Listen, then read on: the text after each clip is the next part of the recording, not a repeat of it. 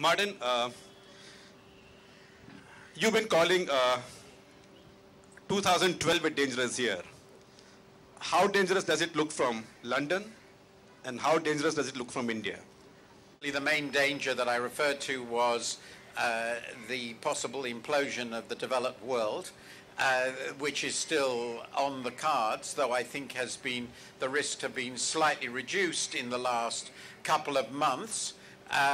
But as I have frequently remarked, we are in a contained depression in the developed world, and this situation is going to go on for quite a few years.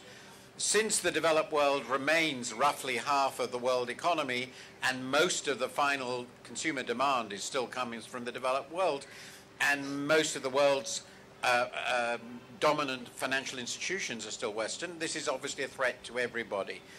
I would say that of the emerging countries broadly defined, I suppose the latest in a long line of euphemisms.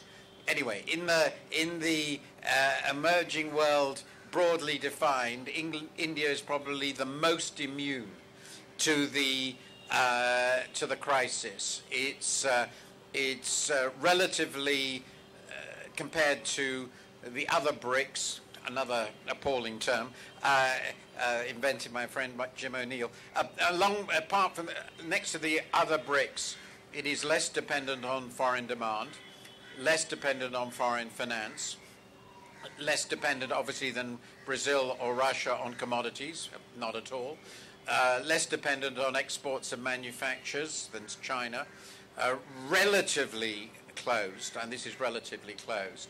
So I would guess that if India gets into a tremendous mess this year, it will be entirely and completely homegrown,